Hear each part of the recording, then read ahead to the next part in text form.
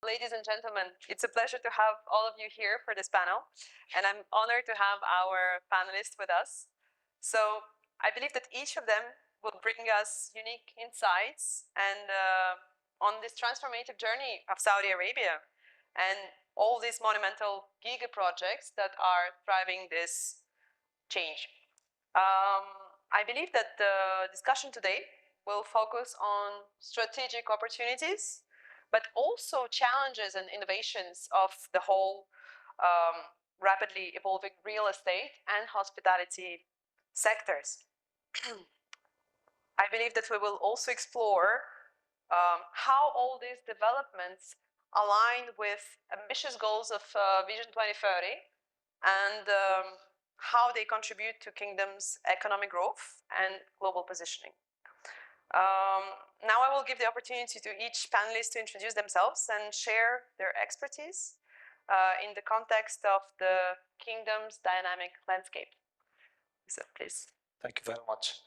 I'm Yusuf Khattar, the CEO of Coldwell Banker Saudi Arabia. Coldwell Banker is a real estate consultancy and brokerage service company, originally from US, started in 1906, and we are doing consultancy service for real estate in Saudi Arabia. My expertise have been in the real estate industry for the last 18 years. Working with in different sectors, hospitality, residential, and commercial as well. Thank you very much. Good morning, everyone. Thank you, Elena. My name is Mohammed Aitani. I had the residential sales and marketing of projects at Knight Frank. Knight Frank is one of the leading real estate consultancy firms operating in Saudi since 2008, and we work across several service lines all related to real estate. I've been in the kingdom for like 22 years now. My experience is across working with several real estate developers, mainly in Riyadh, Jeddah, Mecca, Medina, Taif, and other cities within Saudi, and it's an honor being today here to discuss the Giga projects of the future of Saudi, this amazing transformation that we're seeing. Thank you. Terence. Good morning, everyone. Good morning, everyone. Can you hear me? Yes. Thank you, Lena. It's always a privilege to come to these venues to speak and give my ideas, and it's always good to sit in a beautiful, big, comfy chair like this. My name is Terence Starr. I'm the Executive Program Director at Qiddiya for JLL. Before that, I was at NEOM. I was in charge of the line, the spine, and the international airport. And I've been in the region a short period of time, around about 2 years, but I feel very privileged and very grateful to have the opportunities that the Kingdom are giving all the investors and the people who want to work here. Before that, I was Chief Executive of Qiddiya in London, working on big projects like Sheraton and the Chelsea Barracks, which was ultra-prime and residential on a civil engineering scale. And before that, I was in the engineering world, Bechtel, building some bridges around the world and building high-speed railways. But to be honest, the opportunities and the challenges that the Giga projects pass up in the region are just too irresistible to miss. So again, very grateful to be here. And you, Said.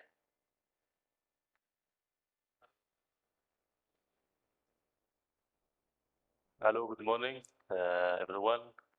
First, I want to thank you all for give your time to listen us for this. And I'm Engineer Zaid, Solution Manager from Sana Engineering.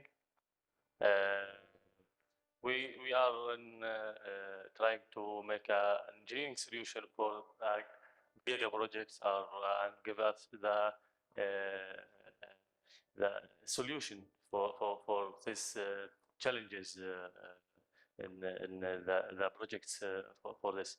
So I will do my best for this to make a spotlight on some topic and issue in this discussion and make it helpful for everyone.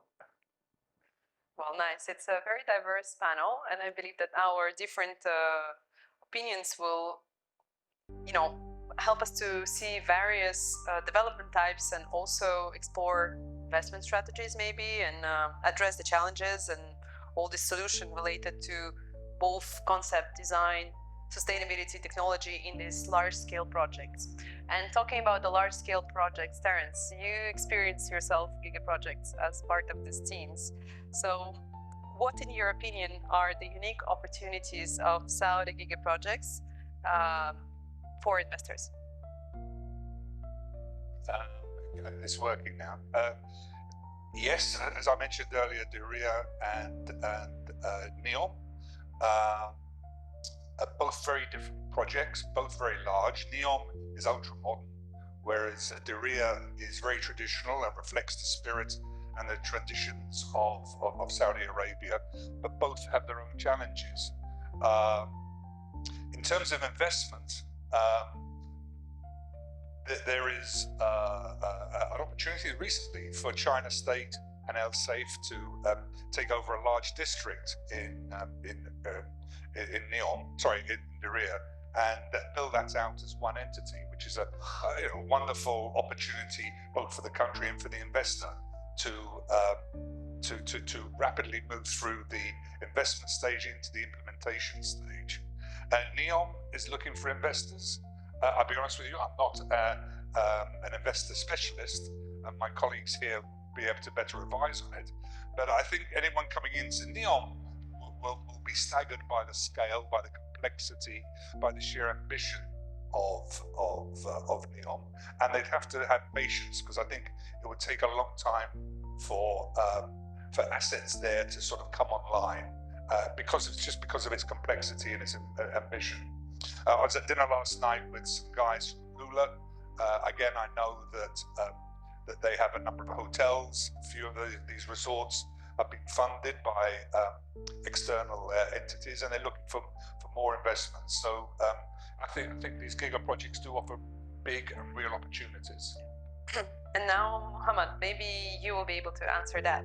So while some high-profile projects like NEOM or Diriyah or Qiddiya, they capture global attention. We all hear a lot about these projects. What do you think is the strategic value in investing in less publicized initiatives such as Green Riyadh, or all the investments in sports, or second-tier city developments, Saudi downtown company, things like this? Yeah, I think that each project is unique by its own, and we have to take into consideration the objective of one of the objective of the Vision 2030, which is to increase the quality of life for Saudis and the expats and the visitors that are visiting Saudi Arabia. And all of these projects today, whether they are like talking about NEOM or the Red Sea, these to cater.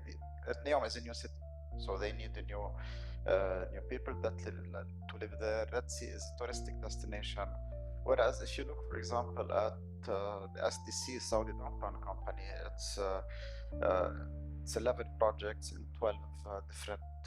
11 different regions in Saudi Arabia. The objective is to preserve the culture and the heritage of Saudi Arabia, and also to increase the global employment. If you take, for example, Green Riyadh will adhere to the overall objective of Riyadh to be one of the top 10 cities by 2030 in the world. And being the capital, this means that if you look at the top 10 cities and you try to see however, it has to be better, because having it's a newer infrastructure. Maybe this year we didn't see, because of they want to plant 7.5 million trees, and they started doing that. And this year we didn't see any sandstorms. First time that we don't see this in Riyadh. also they will be a bit the heat, having all the greenery and the landscapes and the gardens that they are the public parks that they are doing, for example the King Salman Park. I think it will benefit the overall, not only the citizens that are living in this city, but also the visitors, the business travelers, and the tourists in the future for Riyadh. So in general, each project is unique. It's all to achieve the overall vision 2030. So for example, as Soda, also we have as Soda, and second objective, which is they will contribute to the overall GDP of Saudi, which is to increase the GDP of Saudi Arabia. So these all complement each other in terms of the projects that are being done in Saudi. Yeah, it makes absolute sense, and it's not only parks; it's mixed use as general. So it always will create some value, some additional real estate opportunities that will create new businesses and new visitors. So it really improves the quality of life, right? Another question maybe for Yusuf. So what are the opportunities that you see for hospitality sector to contribute to Saudi Arabia goal to become a global investment powerhouse?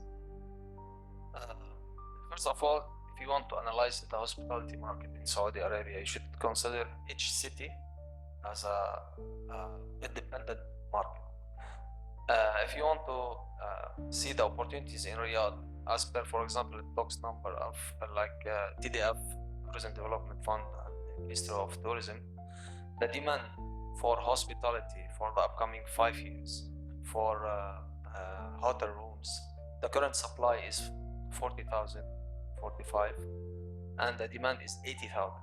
80,000, that means you need additional 40,000 rooms in the market in Riyadh. The average 200 rooms, 250 per hotel, that means you need another 1,800 hotel, which means 1,800 building in Riyadh, that's only. So if you take into consideration the number one, land, construction, supply chain, all the industry related to hospitality, there is big opportunity, not only from investment point of view, from also supply chain point of view, from industrial, from different things. While for other cities, what's the main opportunities? Makkah and Medina is totally different market. It's related to Hajj, and so we cannot analyze the market based on the vision. It's a tourist destination as well. There are also opportunities in the remote area, like for example, my colleague Muhammad mentioned Soda, Ha'il, Asir, all this, but those will be like seasonal it's called hotels, and at the same time the government now is working on to attract investor by providing, for example, loans, lands, or any other incentives. But mainly there are big opportunities in Riyadh. Eastern province might be the second market, the third Jeddah, and definitely the Giga projects, NEOM, and any other projects. But those will be supported by PIF vision. But for the private sector, I believe, like in Riyadh, the good things about the opportunities in Riyadh, because Riyadh, it's not about creating a global city only. There is three types of demand in Riyadh. That's why they attract the investor to come and invest in hospitality. The main what's called demand coming from business, that's tourism. Because of these giga projects, long-term project takes 10 years at least to execute this type of project. A lot of visitors are coming to Riyadh. Those business either for business visit or for events and conference, what's happening in Riyadh, like Cityscape, all those of events. Number two is the local demand for Saudis who are coming from other cities because of Riyadh season, for the business, families, whatever. And the third one definitely will be tourism after executing this Diriyah and all the Qiddiya and this. So that's the main attractive of hospitality and the opportunities in Saudi Arabia. Saudi Arabia is actually a big market for Big itself, market, just yeah. without talking about GCC region or foreign countries. it's a big And if- country. Yeah, we were saying that if you put Saudi on the map of Europe, you put Spain, Germany, France, all of it, and it's part of Saudi. So it's a huge geography and a big population as well. And also maybe we discussed that now we live, there is a big compound community here, but actually it will become maybe service departments in the future, and it's also part of the hospitality real estate development, and you had lots of projects in that field. All right, Ziad, you are the one who is actually building it all, but maybe more from the perspective of technology and especially the internal environments of the buildings. So how do you see the difference between luxury projects and more of a lifestyle projects, and how all of these projects support sustainable practices in the industry? First, I will mention something as Mr. Youssef said, about there is a big demand for the hotels here in Riyadh or something like this. So if we will start about define about the luxury itself, I guess it is not something we should focus on it while there is a very big demand on the city itself.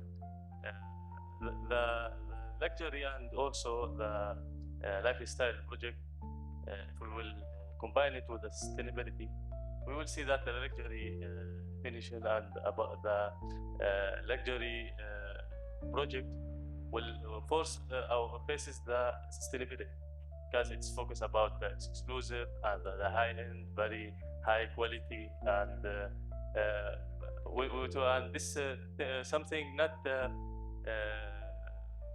good with the sustainability itself. If we will say about the lifestyle, it also it is focusing about the comfortable and focusing about simplify the project and make it as a lifestyle, not only or not focusing about the very high quality or very cost materials for this. And I see that there is a trend or something in a project or something for making it a luxury or focusing about the luxury itself only. But we should make it as redefine or make changing the culture about what is the luxury, or make focusing about the lifestyle or the comfortable project. Let's say, and combine it with the lifestyle project with the sustainability itself by making something natural, more natural, indoor, making, for example, additional parks also, like create parks, indoor parks. Like, for example, I would like to, I will be very happy if for example, make or have cafes in Riyadh, which is has a forest, but indoor forest. We create in making a forest with create a climate for this forest or for this park or for this tree. It is focusing about comfortable and sustainability to feel more comfortable in the place itself. I see like the trend is focusing about the luxury, about making biggest building for the tallest building or something, but we have the power for also focusing about something more natural side. That the new luxury will be increased quality of life and amazing guest experiences. Yes, to make it also for the visitor is more comfortable, because he used about the luxury project in Riyadh. He will maybe see mostly the same for this. And I think that the technology allows us to do it, right? Nowadays, with all the control systems and all the humidity, or all this use of these new technologies. Of course, but also we have the power for this, and we have an engineering solution. We have in Riyadh there is a very big companies to serve this and make it true. But I mean the vision itself and the opinion or the trends about making this stuff is not let's say putting a spotlight on it or something like this, because we don't see, for example, or we don't have many indoor natural indoor project in Riyadh. Yeah, because half of the year the weather is quite tough, and the rest of the year it's amazing. So that's why, because the weather is so good for 6 months. Nice to make the visitor feel like he is mostly like feel a natural thing. That we are in a desert. Whatever we will make, the climate will be very hot outside. Even it's very great to make it as a Riyadh green Riyadh, or make a forest and the trees. But also we will have the hot weather nearly. Of course, the trees will make it cool better. But I mean, we can make indoor parks. For example, Singapore airport. It took awarded the most beautiful airport. Why it is? Because it has a fountain inside the airport. Also have a butterflies park inside. So we'll have lots of great airports in Saudi Arabia, because if you've seen all these projects that have been planned and in all different cities, so it's going to be actually just an experience to fly from all the airports in Saudi and experience what's going to happen in the next 10 years. Yes, but I want also to note a point for this. It's not also to make this opinion or view for our Giga project. It's not, because if we just relate this idea with the Giga project or mega project, it will be a very hard to make it, or something not mostly on hand for everyone. We can make it for small project. We can make it for cafes. We can make it for restaurants, or something on hand for everyone as a trend to make it for this. But it's interesting because even yesterday on the sessions we discussed that there is a various offering needs on the market, luxury and more lifestyle hotels. So maybe that would be a question for Mohammed. How do 3-star, 4-star, 5-star hotel each contribute to the economic, but also to the social objectives of the Saudi Vision 2030? And also, how does it meet diverse needs of the guests within Giga Projects, or not just Giga Projects, all kind of projects? Yeah, I think that each kind or each 3 or 4 or 5-star hotels, each type of assets, they have different clients. And if we look, for example, at the 5-star hotel, we see that they cater to the wealthy people and people who likes luxury. And usually these type of hotels, they attract businesses around them, or some resorts type of hotels. And definitely, since the type of tourists that you'll have different types of them are the high net worth individuals who would like to visit and stay in 5-star hotels. So they would like to live the experience. Whereas if you look at the 4-star hotel, and you'll see that usually they are around the business people and more budget conscious than the 5-star hotel. Usually the conferences and exhibitions you see around them, a lot of 4-star hotel. And it also benefit the economy in developing these three types of hotels. The 3 stars, for example, is the budget hotel, and and usually we will find these in smaller cities or rural areas, like the cultural cities that we were talking about, where the one or any tourist doesn't like to spend. And across these 3, you'll be able to attract more tourists. Again, the vision of 2030, it was 100 million tourists, which they achieved. Now we're talking about 150 million tourists. So definitely you need to build the hotels for all the types of tourists that are coming, especially, for example, in Mecca, Medina, Riyadh, and Jeddah, where the need, as Yusuf was discussing, for such type of hotel. Unfortunately, in Riyadh today, what we're seeing, even the Giga projects, what they are doing maybe 5 stars hotel, but we'll see that more and more demand from private developers is coming to supply the market with 3 and 4 stars. But interestingly, all these developments create some challenges, and we all discussed a challenge in logistics and supply chain. So, Terence, what do you think? What are these challenges, and when we try to bring the both design and technical briefs to reality? And it's an interesting question. Probably this is the best way to answer it. So when I was working at NEOM, very isolated area, very little transportation going to it, no roads, no railway. They had a small airport, an even smaller port.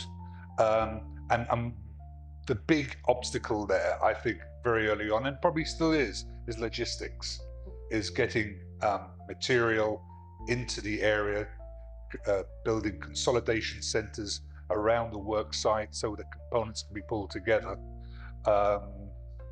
and ensuring that workforce can move in. And with those aspects, they balloon up into bigger economic benefits for the country.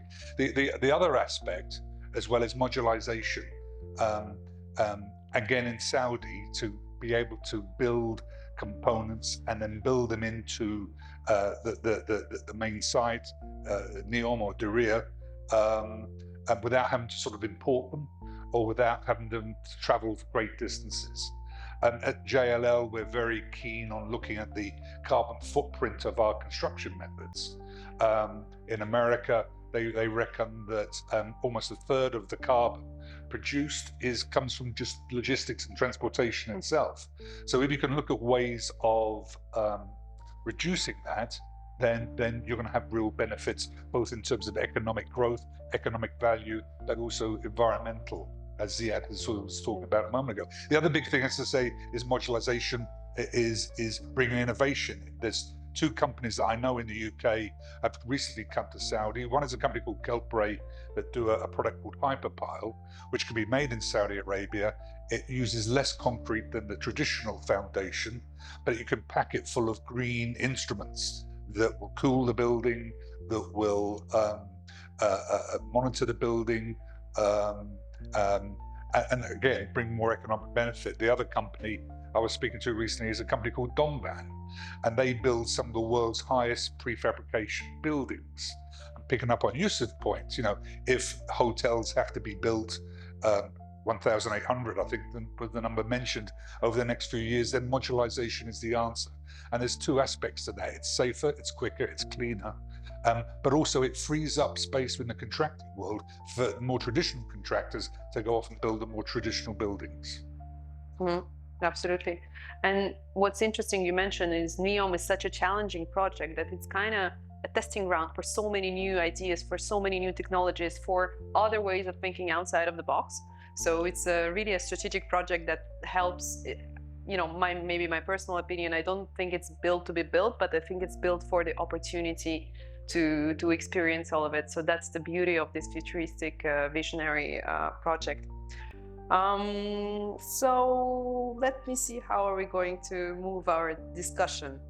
Let's talk about how are these projects conceptualized? And I think this one will be for you, Yusuf.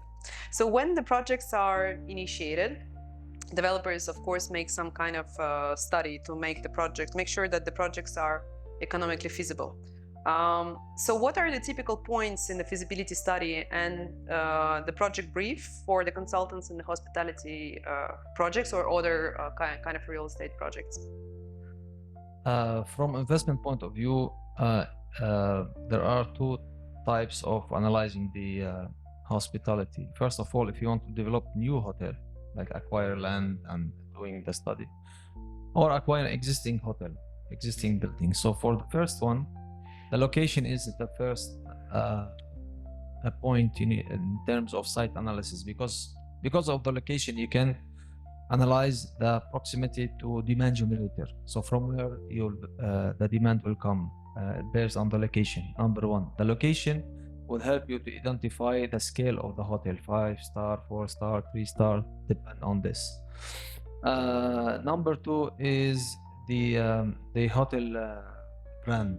What are you looking for, international or local? So because of the hotel brand, you will what's called do the visibility study also because of the cost. Sometimes the international brand, there is more requirements that will increase the cost, increase the capex in terms of this type of requirements.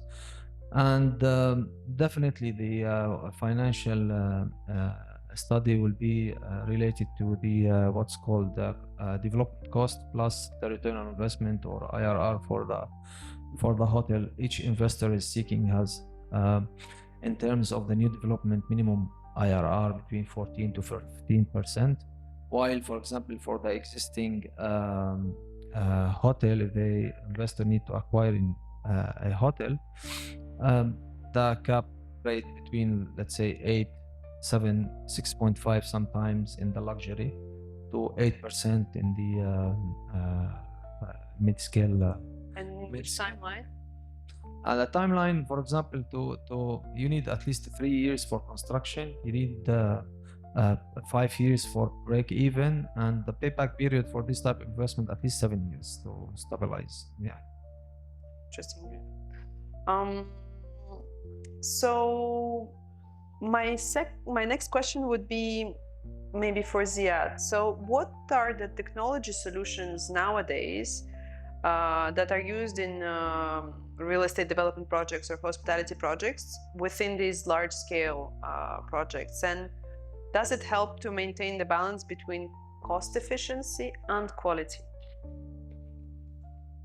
Okay. For this question, I will mention about, from my background, about the solution or the new technologies about it. First, the technologies for making a simulation, for engineering solution, engineering services for this real estate building or these projects, for to make it to test the design from the beginning, to try to modify the design itself. It's very better to modify or make shifting in with the design is already built. So there's many technologies in this point. We have from our field, we have many like CFD, simulation, computational fluid dynamics, like making the AI with the instruments like comfortable, thermal comfortable, indoor thermal comfortable, indoor air quality, to make it a better environment inside. This is the technology from my side, but the point is I want to mention that there is many new technologies for making this point, but the point is the strategy itself to recommend this technology, to recommend it and make it as a required for making the projects more economical, make it with the construction more faster, to test or to detect the the mistakes or the failure even before it happened. So this we have a solution from another engineering field. They have a solution, but they can get inside the project to give this technologies. It should have from the decision maker itself to make it as a requirement, to make it as Coordination and management at the end. Project exactly management. yes, to try to make it okay. There are new technologies to make it applicable on this project, to make it as requirements, to see what is the best technologies for each field, and what is the for the big Giga project, which technologies will make more economical, more time to save the time, to collect these technologies and make it as a requirements from the beginning. This will make an easier from our side to get inside and support this. I have then a question, maybe for you, Yusuf. We talk about technology, we talk about coordination, we talk about management. Generally, what's your feedback, and maybe to all of you, do investors and stakeholders understand that sometimes investing more in good management and in the time of managing will save time and budget and increase quality for later? Do you see it as a challenge? Is the market ready for the transition, and how does the market feel about this coordination and management fee and process? Look, for hospitality, developing a hotel is a little bit more complicated than residential sector or offices or retail, because a lot of consultants should be involved in the hospitality development. For example, the architecture, engineering, there are also, for example, lighting, procurement, kitchen, what's called furniture, interior designer, IT consultant, fire and safety. So a lot of consultants should be involved in this development. Therefore, I think in terms of the client or the developers need to have a project management company to handle all these consultants in terms of coordination, in terms of procurement, in terms of, because saving the main idea behind, or the main concept behind technology is either, for example, save energy or save time or save cost. So it's not about having technology or investing in sustainability. It's also, there is an objective behind it.